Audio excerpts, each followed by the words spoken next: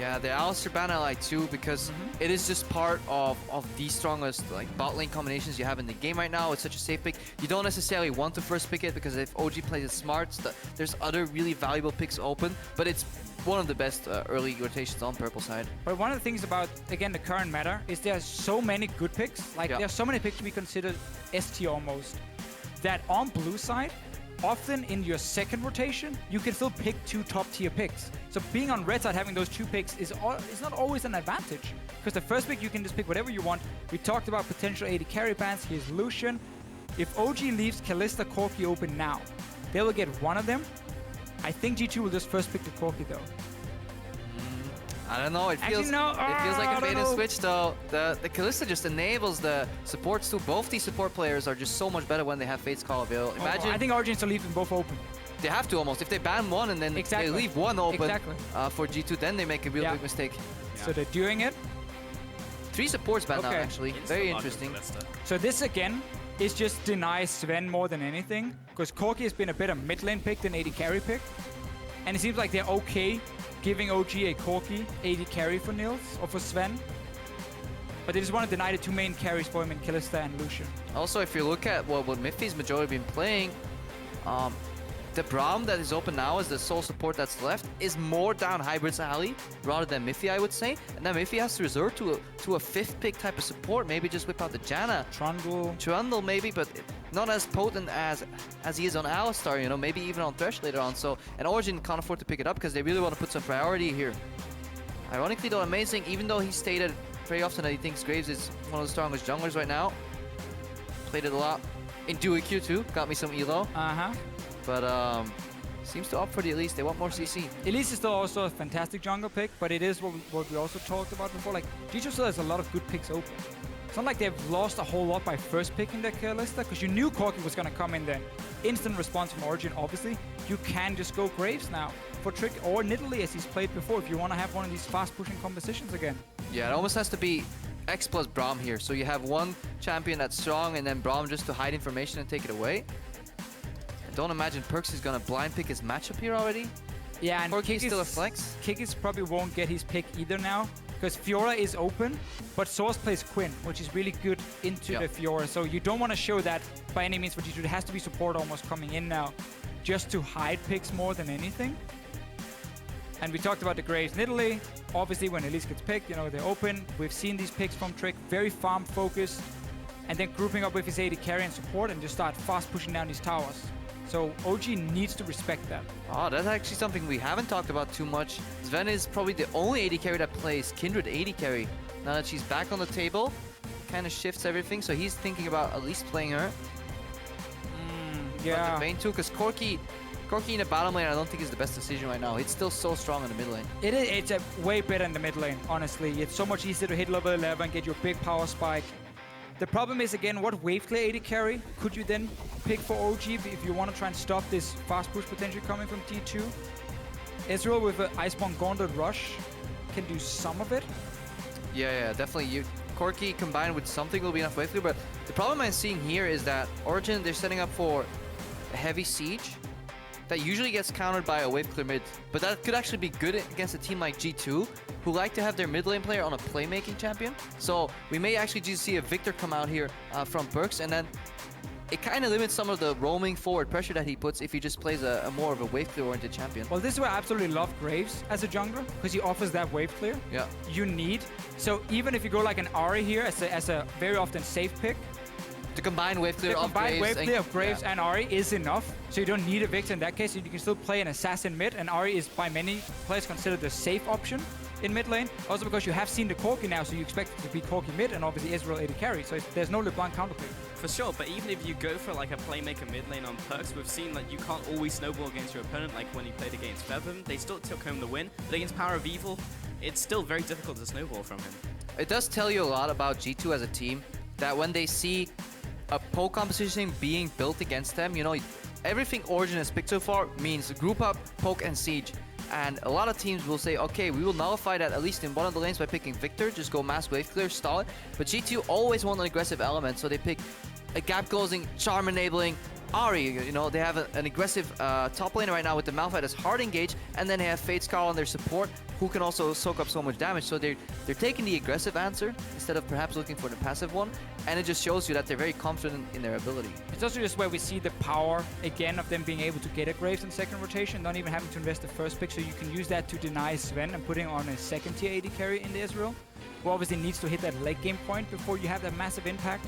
So I just really like how G2 are approaching the pick and ban phase, and I feel like they always leave themselves options to have the right answer. Yeah. It's like, oh, we don't need to pick like a boring, slow, wave-clearing champ for PerkZ. He can still be aggressive because we then have the Graves jungle to back him up. And their composition just always makes sense. They at least have a purpose and a goal and a way to win the game, and G2 has been, so far in this season, good at identifying their win conditions.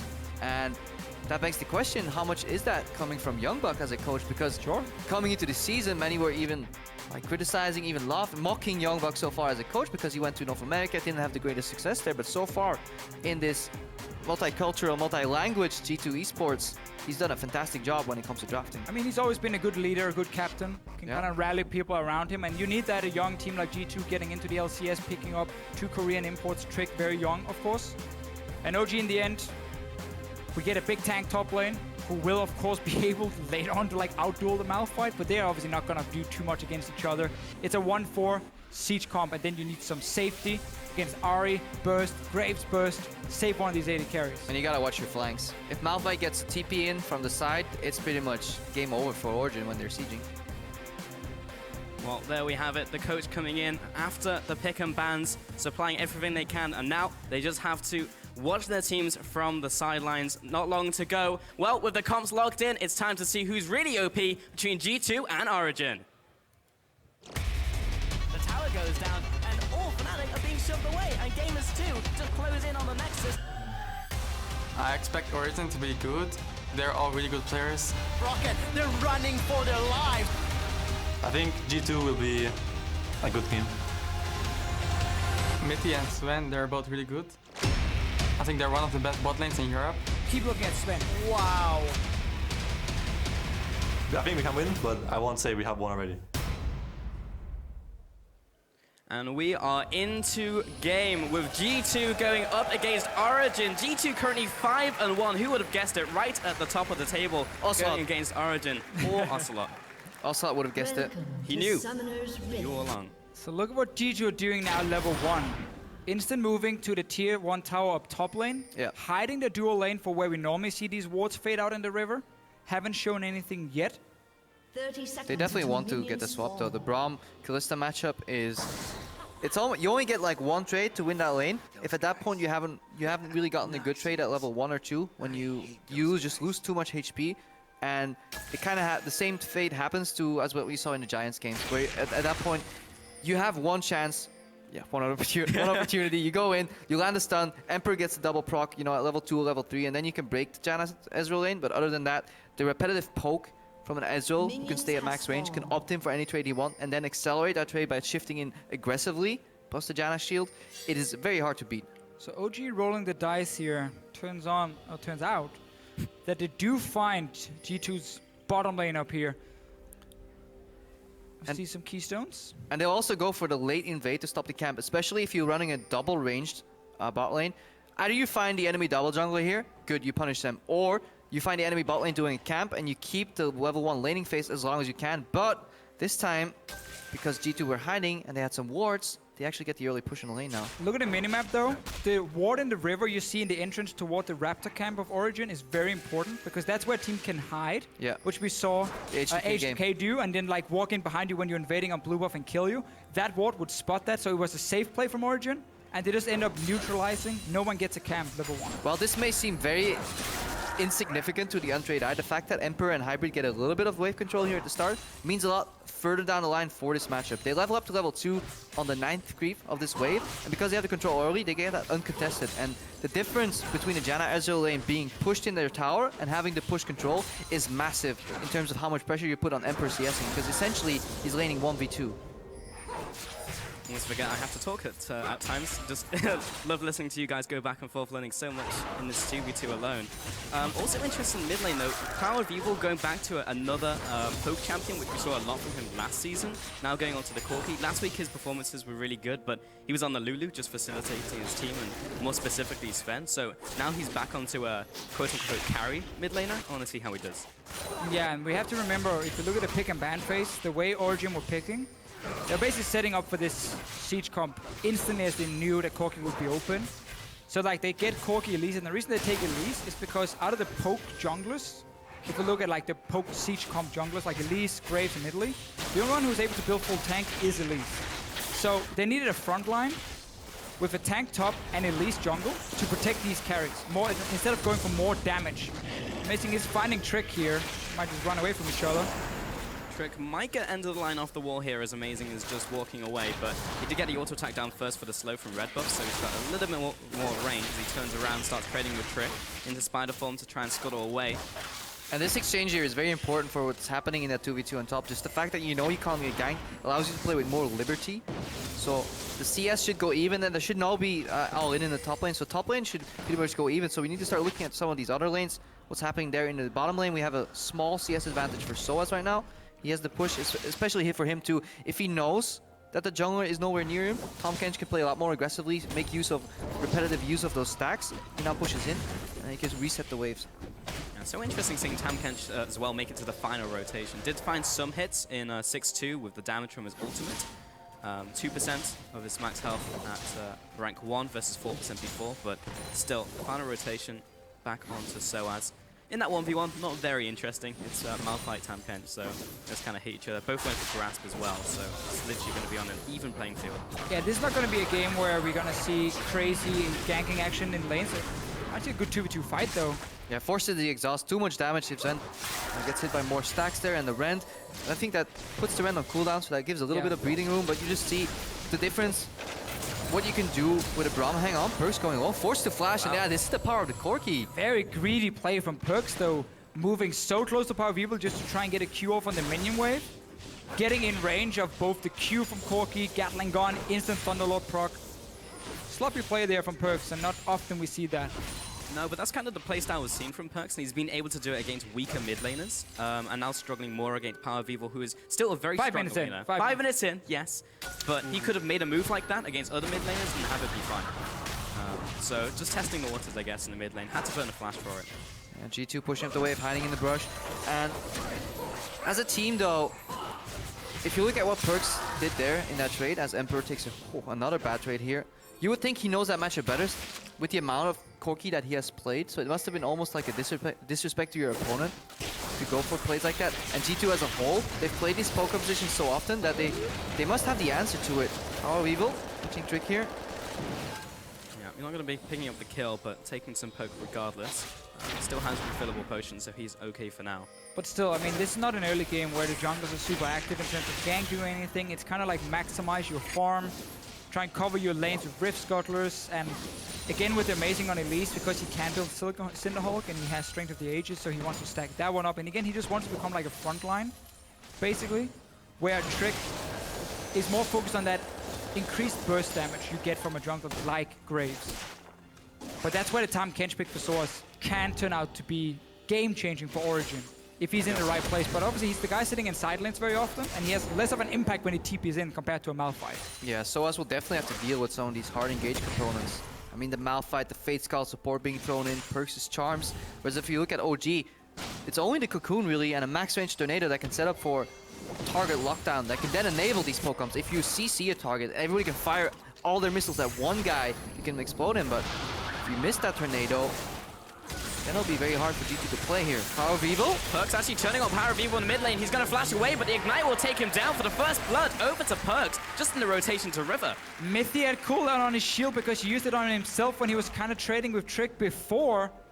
And then this time it's PowerOfEvil now moving a little bit too close, and PerkZ saying, well, I'm level 6, I have ulti rate, let's see it again. So shield is down here from Mithy. Yeah, Mithy's trying to catch Trick here. Amazing misses Cocoon, and PerkZ immediately reads that. He says no more CC available. Amazing's very far, goes in for another dash, forces the flash, the damage been done, Ignite's ticking, and this is just OG wanting too much at once with too little CC. If the two main CC spells that you have in your entire lineup are already on cooldown, you can't commit to multiple targets. You just have to try and get Trick out and don't fight PerkZ at the same time. So crucial mispositioning and good capitalization from PerkZ. The problem there for Origen is also you feel the safety in numbers. Yeah. You have 3 guys there with your support, so you feel like we can move forward. You know, we can try and force a fight. And you don't expect the player to then go aggressive on you, but that is the kind of play PerkZ is, and now Amazing getting caught out. Oh, Kikis with the ultimate locks him down. The repel comes up, but Amazing doesn't really have anywhere to go. He'll flash away, burn the summoner. Trick with the ultimate takes him down, and PowerOfEvil unable to assist. And now we get to see what G2 likes to do every single game they play. Aggressive moves here, they punish you if you overextend. They just did it twice now. Kill on PowerOfEvil, then kill on Amazing. They got flashes down both times. So what stops you from making this play in 2 minutes time? You can do exactly the same. Wait for Kikis ulti, you have teleport, force a play. It's really interesting because this game came down to like the junglers just kind of butting heads, trying to get the vision, trying to just deny each other from going into the jungle and stopping the ganks from happening. But it's OG who are a little slow to the play sometimes, and they're actually getting punished in these small trades, which should just be vision control more than anything. Yeah, and Origen's composition, as we pointed out in Champions League, is a clear 4-1 when he has Soaz in the side lane and the remaining 4 members who want to group and siege on a tower. But G2, they want to kill that in its infancy, in the setup. They want to take down some of these members, 2v1, 3v2, in skirmishes where the CC just matters so much. Malphite ulti into burst. Suddenly, the whole effect of poke and disengage that the Janna provides becomes useless because as individual parts, these champions are not as strong. We get a good trade here, but PerkZ can always disengage, especially if he respects the Corki damage. He might take a bad trade, but he can always get his way out. Whereas Origen, if they're caught, they don't always have an escape because they're fighting against much more crowd control. And the problem is now, when you play these 1-4 compositions with low engage, you rely 100% on your ability to safely be able to group and start sieging on these towers. Once you start falling behind in the early game, you're forced into very early pink wards that has to be used defensively to block these wards that are set up as TP flanks, basically, for Malphite. So there's an early pink ward right now behind the red buff from Origen. I like that one. There's going to be one on the right side as well. You see the blue ward now from G2 at the mid tower. There's going to be a pink ward as well from Origen later to stop Kikis from ever TPing there and then breaking that siege before it gets set up. Yeah, a couple of things happened there on screen while all that was going on. Yeah, Deficio very enabled and fascinated I like by these wards here. The fact that a Braum ultimate, somebody flashes, Mithy gets straight out, doesn't matter. Let's talk about wards. Yeah, I know. Yeah, There's a now ward a in the kill's bush. going on as well. Mithy popping the ultimate. Emperor comes back in for the re-engage, and so does Kikis. The kill may go into Zven as well. Soaz picks him up, drags away, flashes out, and Hybrid unable to pick up the kill with Amazing reacting, and Zven makes it out alive. And that talk about wards suddenly is not relevant, because what did Kikis do? He took a ward that was placed further in to the jungle of Origen and he TP'd on it and he smacked him in the face with his ulti. Look at the ward where Amazing is right now in the minimap. He's exactly covering it. Still looking at it. That's the one. Oh, now it's gone. Anyway, there was a ward. He TP'd there and he The killed ward him. was a lie, Deficio. Oh, but yeah, to break a poke composition, here we'll see it again. Mithy and Zven, the look at good the trade. Just had to Hybrid no ultimate because he forced the flash early with it. And once you get behind in this 2v2, so he actually greedy go in here from Emperor, but he knows he gets the backup. As you get behind in the 2v2, it actually enables Braum, Kalista to actually focus down the support. Because of the Braum shield, they can block most of Ezreal's damage, and it's too hard to actually punish that on Origen side. Usually if you go for support, the AD carry will end up killing both of you down the line, because he just has too much uptime in terms of damage. But Braum denies that to an extent. Kalista has too much burst. Fate's Call is a way to do it too. It's going to continue being a problem though for Origen. The TP impact between these two top laners. Kikis now has no flash, has no ulti, but he has a lot of movement speed. Swiftness boost.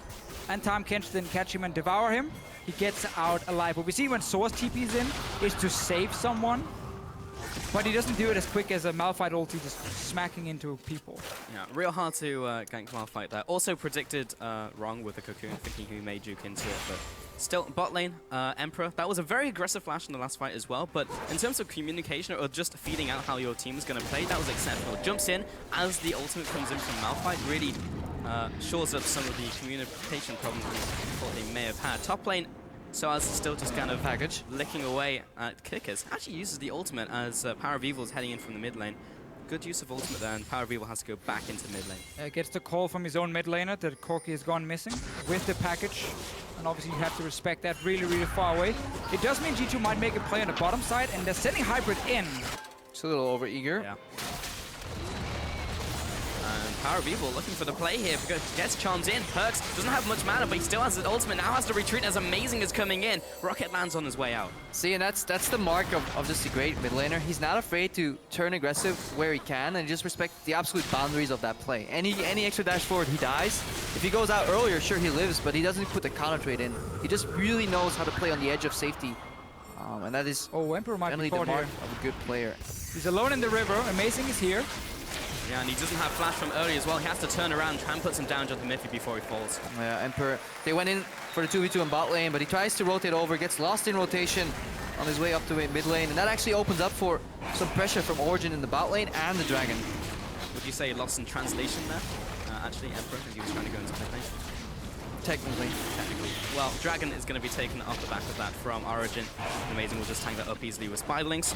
And 3-1 currently. So OG very slightly behind in terms of kills. Literally all just been from that from now. Combat stats picked up from the first Dragon will probably equalize that in terms of gold that both teams have. And now Soaz just back into the top lane. Most likely Malphite will meet him soon. Now, if G2 keep making these sloppy mistakes, though, the value of their picks will go down, and eventually Origen will even group as 5 members, and then the Devourer can really turn around these fights with the reset too, because you're looking at a lot of hard engagement. Malphite goes in, Fate Skull gets thrown in, but if then Mithy can reset the fight and exhaust the next aggressor, and Tahm, Kench, and Devourer can redirect some of that damage, then Origen can actually reset the fight and keep on poking. That's definitely something G2 want to avoid later, so we definitely want to see some flanks from G2 and good resets of fight on the side of Origen. Well, the thing G2 wants to do, if you look at the entire map, is you basically have a boring dead lane where Malphite is sitting against Tahm, Kench, and you're not supposed to do anything around that one. And then you want to have mid and bot lane winning for yourself, and those are the 2 lanes you want to focus everything on, because Malphite has his impact if he can TP in and then dive on the turret, like he did earlier in the game. So they need to get 1 or 2 wards deeper into the blue side jungle of Origen now and threaten this dive on the bottom lane, and they can set up that play faster than Soaz can react. Just ignore top lane, get your deep vision in, Trick places 1 ward here. This could be the TP ward for Malphite that sets up that dive in like 20-30 seconds, and then now Zven and Mithy has to respect it and play a lot more passive. Yeah, look at mid lane too. PerkZ pushes up and he's rotating down, so they're indicating the play for sure. Soaz pushing out aggressively. Origen should know that this is coming, but even if you know it's coming, it still could still be a very dangerous play to play against. And the reason it's so important for Origen to do this now is because this top lane, Soaz is going to win it. He's just going to do what he's doing now, over and over and over, just push it in. So you need to utilize the Malphite with your team. And that's how you set it up here. Let's see if he can TP in now, or they just safely take the tower or poke it down. Yeah, there's a possibility. I'd like to see if he has stacks up there as well, because he can easily devour Malphite unless they set up the play in advance and he backs away from the turret. But Tahm, Kench not one of the best champions at interrupting your opponent when they're TPing out. And I know boring ward talk and whatever, but Origen is realizing the play. So they place early pink ward as well in that jungle. Let's see what happens mid though. Yeah, just a bit of damage there. PerkZ uses ultimate as well though, and Amazing will just be able to support PowerOfEvil. But you can see how quickly Origen went in and said, oh, you're placing wards in my jungle to TP dive? Yep. That's not going to happen. Sweeper, pink ward, we're going to clear those wards out. So Kikis has no good place to TP other than on a minion at the tower, and then you can just disengage and escape from it if you're Origen. So it's very smart. Small moves, just reading. Where's the next aggressive play from G2? How do we counter it before it happens? Yeah, Soaz making the reverse move. PerkZ almost gets his back cocoon. Because obviously he's not really good at teleporting into the lane, he's better off pushing out the lane, securing the vision on the sides, and coming in as a support system for Origen. So later on, Origen will use that pressure that Soaz is in the top lane to push out the Malphite, help him help in the other lanes, and then he will just use his ultimate back into the lane, worst case. But this whole denial from Origen, breaking the G2 play that was supposed to happen, also allows Origen to actually start grouping and sieging a lot easier. Because if that's the big play G2 can make and then invest everything on the bottom side of the map and you avoid that play, you can start playing aggressive mid lane. Yep. Because the same setup isn't there. And you can then see your G2 move through the river with the jungle and support. The play might still happen. They're trying to set up again. Loads of pings from Origen to try and deny it.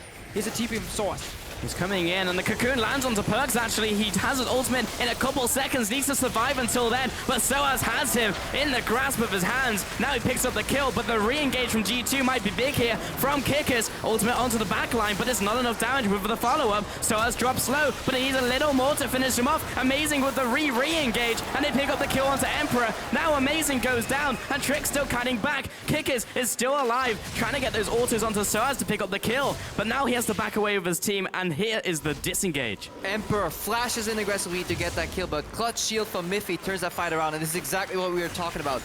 G2 pull the trigger, but if they don't kill, the fight reset plus exhaust from Mithy should be enough to win that fight. And we also, for the first time, see some lack of shot calling in G2 because they force this play over and over again. It's too predictable. Origen have been around with all 4 members with pink wards. They can see everything. Look at Mithy's positioning in this fight. Look how far forward he steps, knowing that he's not going to be the target from the Malphite. So he splashes in now. Malphite will go there, and then he can reset the fight instantly. Malphite is now alone, doesn't have enough damage. Look at Emperor. Right here, he's going to flash for the finishing blow. Doesn't get through the shield, no passive block, gets Cocoon. So that's over-aggressive play from G2, and that is something we're wondering, you know, where is the limit? When will they get punished? The same way, if you look at the macro, they made a good setup for a play in the bot lane, but if it gets thwarted once, respect your opponent enough that they will see the play coming the second time and see if you can find another map opening, whether that is basing your bot lane to the top lane, surprise Soaz, go for the tower there and get division in the red jungle, but don't keep going for the same play over and over. A very normal play we see, or we saw a lot of worlds actually introduced by like 2 Tigers back then, Rocks Tigers now, is when you have this situation and they're predictable plays too risky to make, you push out your lane and you recall a support and AD carry and you just rush top lane. Because against the Tahm Kench, you can't wait for anything. You just rush 4-man in on that top tower, you take that tower down, and then you avoid this potential teamfight that just happened. And if you do that a couple of times, you can even teleport back to base. Hang on, package gets used here, PoE, Kikis has to go out. Not much. If you make that play that Deficio just described, you can also just go back to the bot lane. Or top, you keep confusing your opponents, and as long as you're ahead of the play, you're the one in charge of the game. And every time you're there first at the tower pushing it in, you enable yourself to get these deep wards that then enable the TP flank from Kikis that you need to use to surprise Origen, so you don't get that same setup as Origen had before, where they knew everything and could disengage it beautifully and get the kills. You've got to have that respect for your opponent, especially OG, who have been looking better and better over the last couple of weeks. They will punish you. Amazing had 2 perfect cocoons, which essentially picked up 2 kills in the last fight, and it was extremely unfortunate for PerkZ that he didn't get his ultimate off, because had he been able to disengage, then that fight would have gone differently, but his ultimate was on a couple seconds cooldown. Dragon now being taken here by Origen. Those will be the second one of the game as well, denying the first buff from G2. But this is the Origen from Worlds. We praised a lot for never really being that good at being proactive. Being very good at reading what's the play the other team is going to make. What information do we have? What would our game plan be if we had their comp? Dive bot lane. Okay, prepare for it, counter it. That's what they did so well at Worlds, over and over. So it's good to see the team is now picking up the pace more and more. And a lot of this, again, is coming from Amazing and Mithy together. Yeah, looking at some of these builds too, G2 very early game oriented. Obviously, Malphite runs out of steam later in the game because an ultimate doesn't guarantee a one-shot. Malphite is not useless, but of limited use after his ultimate's down. PerkZ going for raw penetration here. That is not that good of a scaling build, you know, that kind of falls off once people start stacking more MR overall. And then if you look at the side of Origen, their builds are only starting to come online right now. You have the blue S for later in the game. You have the down Kench that will later on be the better laner in the split push scenario, so they can start putting more pressure. Oh, been all game, honestly. Like, Tahm Kench does have % damage. Like, he's good into these tanks who can't kill him at any time. He's good sustain. So, like, Soaz has just been, like, winning this lane, basically. It's just so slow-paced for him that it doesn't change anything in that lane itself, but it does, again, as we talked about earlier, it forces G2 to be the ones aggressive and making the play, because if they just keep waiting and waiting and waiting, Ezreal will outscale, Tahm Kench will outscale, the full tank Elise will be very useful later. Full tank Elise, you say, but he went Runic Echoes with a needlessly large rod, and he's going into Rylai's right now, so interesting. Amazing picks up that slack of damage that they could potentially have in the mid game by playing this double AD composition, and he's a threat. He can one-shot Emperor later on, and he's incredibly mobile too, so with Runic Echoes, you know, as we see a bit of a siege, with Runic Echoes and the Boots of Swiftness, he can actually get into positions a lot quicker than you wouldn't expect and open up for cocoons. I'm not sold on damage build on Elise right now. I like it too, Krepo. Against the burst damage of G2, I want to see how he plays the team fights, if he's just sitting really far back I think you have too little damage if you don't go for some damage on Elise, especially if you look at the composition. You have one tank already in the top lane, and you have a support that resets the fight. I think you have to almost go to produce a third damage. The thing is, your comp is built to force the other teams to also have no damage. Because Tahm Kench is there, Janna is there shielding and disengaging, two safe long-range AD carries. Like, your comp is basically made to saying, like, you can't really target anyone and burst them down because we have disengage, we have a big tank. Again, I just want to see how Amazing is playing out the fight on this Elise. Now he has more damage-focused build, because it's not like he's been too active in the early game. He hasn't been ganking like crazy or anything. He's been very, very safely farming and just warding up for his team. Yeah, I mean, it's not completely glass cannon. Still has strength for the ages, still has extra health from the Rylai's, and also they have a Tahm Kench with peel from Mithy as well. So they have ways of stopping that, especially if someone who's going to burst him even on the front lines. Mithy still has exhaust, so there's ways to get around that. Because the thing is, I mean, G2's composition in the late game, we talked about how Malphite obviously doesn't have the damage to kill anyone late game. Graves will build this very bruiser build where he has good damage, but not like sustained overall damage. And it's very tricky for Kalista to often get in and get multiple rents down in late game teamfights. So G2 could see themselves in a situation, if they don't get that perfect engage, they don't take down a target. Blue Ball Ezreal is so difficult to catch. Morph Morgy is coming in for PowerOfEvil, blocking the AP damage from Malphite and Ahri together. So OG might just look to have these very long, extended fights. Yep. Again, they want to just reset the fight with the Janna in the middle. That's their win goal, and then they exhaust the next aggressor. And at that point, the fight is lost. Flank here comes in. PowerOfEvil drops. Wow, they actually pick up the kill there as Kikis comes in, and now the follow-up onto Mithy. He'll have to flash away, and now G2 are open to take that middle tower, and that's big for G2, so they can start putting this pressure down and actually start pressuring OG. Nice engage there by Kikis. And very good move, sneaking into the jungle of Origen. Instead of waiting around, he just pulls the trigger. Well, you can see some of the damage coming in here from a more AP-focused build coming out from Amazing. He'll be following up here. Repel comes up, and he comes back down. Is this too far? Soaz is over the wall. He has the Devour available, and Zven even jumps in aggressively with the Arcane Shift. Emperor dodges out of Cocoon with his passive, and that's still that one kill over to PowerOfEvil after all of that. Amazing knew he could go aggressive, because G2's composition is like, again, it's like a shotgun. It's a one trick, you know. Yeah. Just fire once, you have ulti from Ahri. Once that is gone, she loses a lot of value. Malphite ulti, Graves ulti, like very important ultis for G2. They were all down from the fight. So now Origen understand, okay, we can go aggressive. We're not afraid of these guys engaging on us. Another push in the middle lane. OG managed to get that counter mid turret after that. So just taking one tower at a time, play for play. Take a look at some of the item builds as well. Looks like Merman has actually been finished by Zven in the bottom lane, building towards the Bladed Ruin King. Yeah, just wants to kite. Going Borg with Janna later on. Ezreal, already so hard to catch. If you add some utility support to him, like Lulu, like Janna, it becomes incredibly hard to deal with him. And late game, again, he can always choose to opt in aggressively with that Arcane Shift, guaranteeing almost the next Q to hit. At that point, that threat, that will be, at the start of the game, it's maybe 20%, but right now it'll be 30, 40% in the later stages. So you always have to respect that zone that an Ezreal offers offensively, and worst case, he uses defensively and gets out.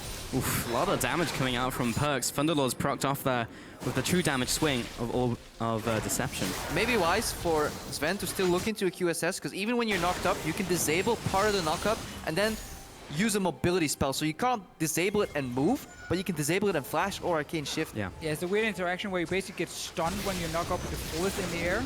That counts as stun in that sense. Ooh. Tagged PerkZ, and that was a full damage. Didn't even pass through any minions, so wasn't that enough? PerkZ had to use his ultimate there. Well, because G2 has been slowed down so much by Origen reading where's the aggressive play is going to happen, set up defensive vision every single time for it, and have all the team there, the entire team there. G2 has not been able to now push out every single lane, and then play around those two strong lanes with just a dead lane where Kikis is. That has allowed Origen to actually group quite a few times now. There's a counterplay happening. 5-man goes for Dragon. G2 saying, let's try and force something top here. We have a lot of damage on these towers. Origen is reacting, but slowly. Yeah, we'll see how fast they can react. The tower's already going down. Kikis actually tanked up the tower before the minions arrived. Still, they could get the reduction. Now, where did G2 move from here? Maybe try and get some of that Baron vision. Stay in the jungle, meaning that Origen have to take the long route to get from lane to lane, and they sweep the jungle while they're at it. With Zven just ulting the wave mid, though, he understands. If this hits the tower, there's a chance I get dove and killed. Instant cleared out beforehand, forcing G2 to just disengage and start setting up other things in the river. And the reason Origen takes that trade is because they're on 3 dragons for 0 now. Otherwise, that wouldn't have been worth it. Yeah, we see a Baron being made here by G2. They almost have to do it because Soaz in the bot lane is setting up the next play for Origen. So G2 caught between a rock and a hard place, and they're looking to go for the Baron. No 50-50 because of Rend. They have this small window, and Amazing jumps over the wall. He's going to try and smite it, but there's the Ren you were talking about. Emperor secures that Baron, and the Kikis with the engage onto Soaz and PowerOfEvil. Soaz just can't save his ally. He'll surely be going down as well as he preemptively pops his E for the shield. Mithy gets blown apart in the back lines as he's hanging out with Zven. 3 for 0, and the Baron over the gamers too. And this is a good game read from G2 because they finally identified the only play they could make. If they don't go for the Baron right there, they will be behind the play because Soaz was setting up a slow push in the bot lane. Origen will base, push out the mid lane. Suddenly, the vision comes back. But because they use that rotation to the top, back off to the Baron. They get the Baron, the buff, 4 kills, and a siege in the mid lane. How much can they take from this? They're taking the inhibitor tower. The inhibitor would go down as well. G2 are fairly low on mana. I'm not sure they can push further, and Zven is still alive, but still, an inhibitor off of that is huge. And you see just how much Origen was not calculating the fact that they're playing against Kalista, because the play was fine if it's a 50-50 Baron, especially if you're calculating that it's an Elise execute, but Rend completely changes that equation. The thing is, I'm surprised that Origen actually could allow that Baron to be started and set up by G2 after they walked through the jungle. They knew they were in there, they knew they walked out to the river. I'm just re-watching it over on my screen to see what Origen is doing after the push. Zven actually recalls in mid lane in open vision. He just starts recalling. So G2 basically says, okay, we just took top tower, we moved through your jungle, you did clear the wave, that was good. But you can't just say like, oh, the play's over, everyone is gonna recall. Zven recalled himself, rest of Origen were just kind of running around the mid-tier 2 tower, and then G2 pulls the trigger and instant goes Baron. So Origen were like doing the right thing at first, and then it went wrong. I have a couple of things to mention. First of all is Zrat Portal, Wow. which I've been saying for a while could be potentially good, because basically you just stick it in a place that's difficult to get to, and it will always push out that wave. If you put it underneath a tower like early game, you just can't kill it. This is a tank's only way of actually threatening towers in a split push. Soaz knows that Malphite can never do anything to him 1v1. And if he can actually pressure towers with their portal, he might draw some attention from G2. The problem is now they lost the Baron, so this portal will do nothing at this point.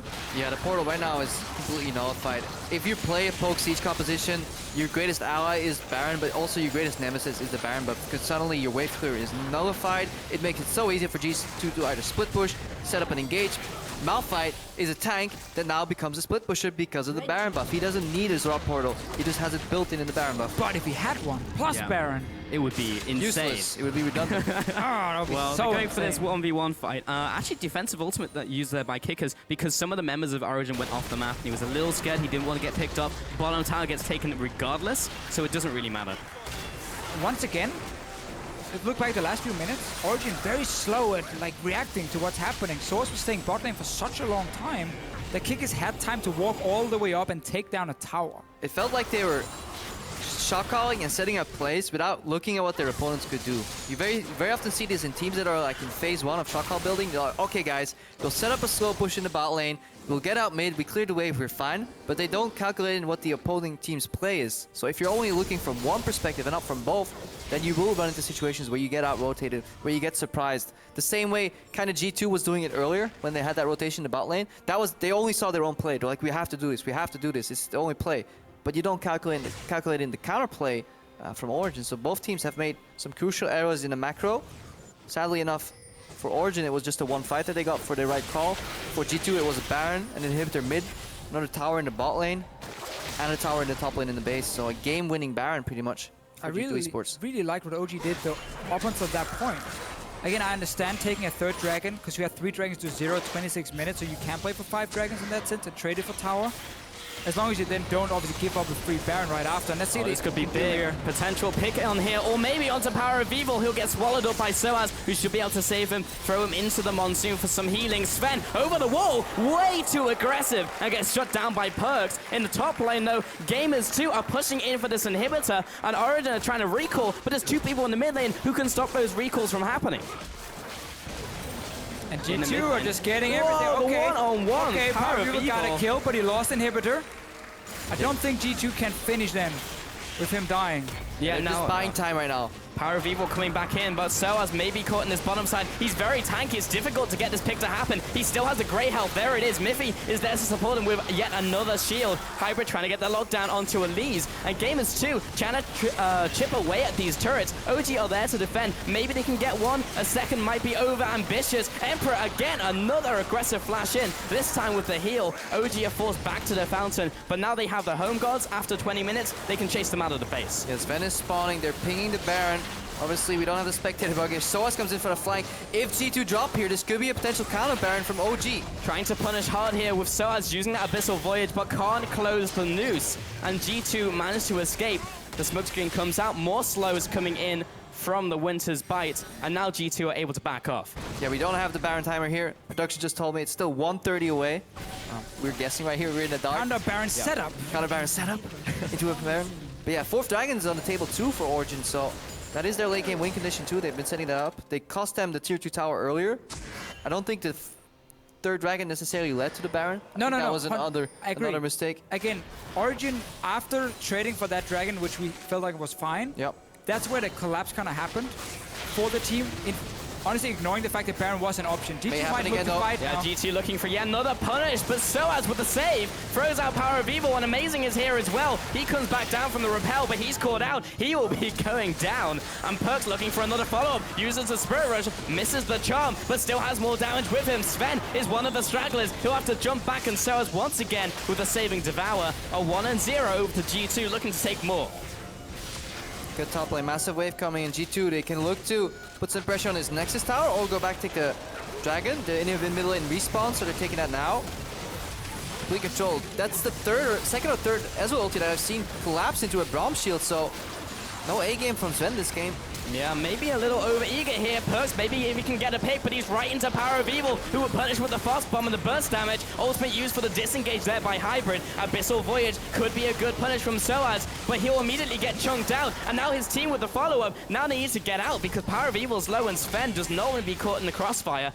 G2 back off. Yeah, both teams want to rush to base because Baron is live in about 20 seconds, 25 right now. Now, actually, I lied.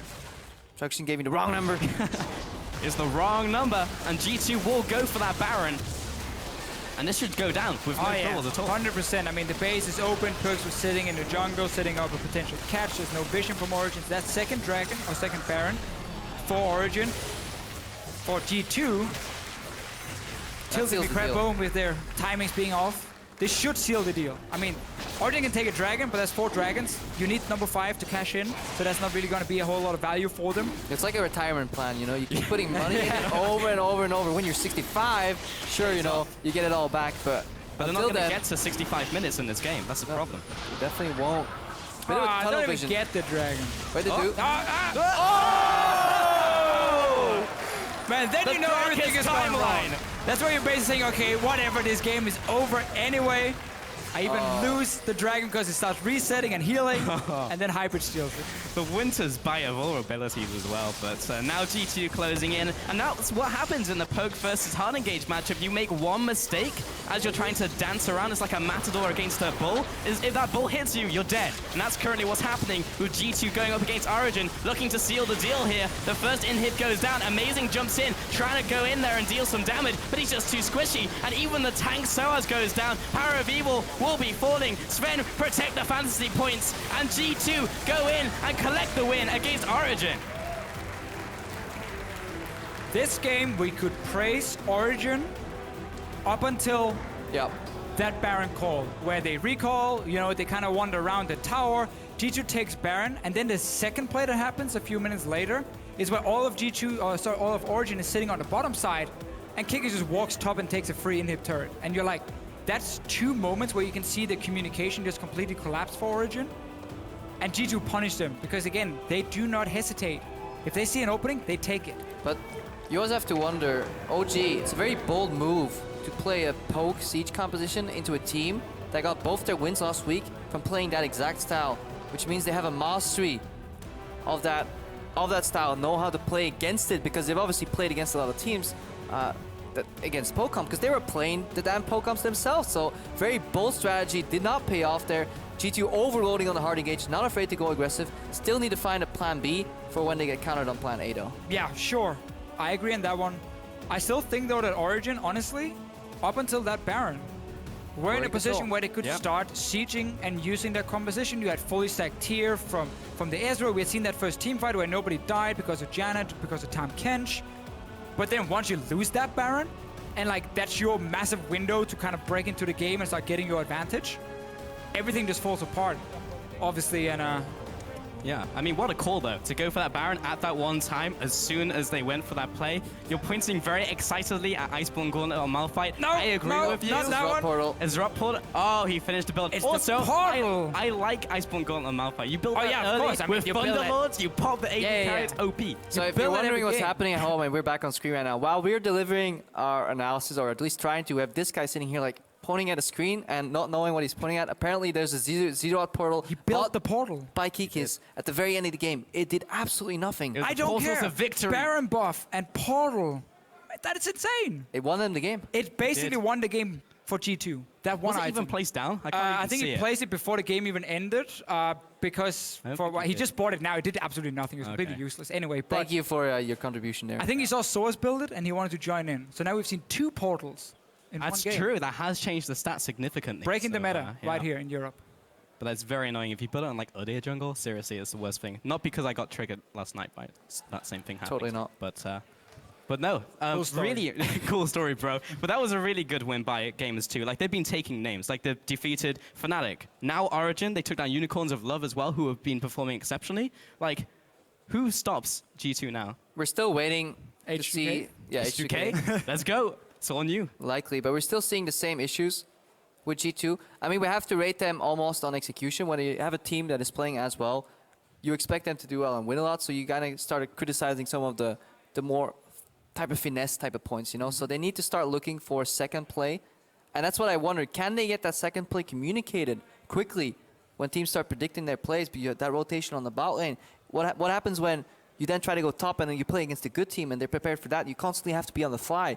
Then the in-game shot calling may be slowed down enough by the communication issues, the language barriers, and that's when I see G2 kind of hitting their ceiling. Yeah, but the teams in Europe at the moment, outside of H2K, who did beat them before, haven't been good enough to do that. Again, the mechanical skill and like that aggressive approach is very, very good in the start of the season when teams are still trying to figure out, you know, synergy, macro strategy, and everything. So it is working for G2.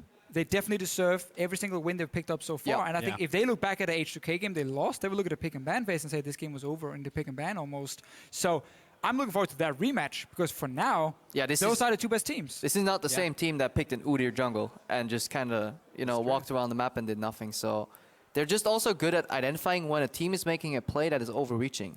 So sometimes when you get hard engaged upon, you kind of respect your enemy team enough to say, okay, they must have a plan what they're doing this. But Origen at multiple points in this game did not have a plan. They were just like, package in, see what happens. PerkZ turns around, 1v3s, Zven shifts in aggressively, he gets caught. So they're really good at identifying the boundaries and the edges of their, like, the zones.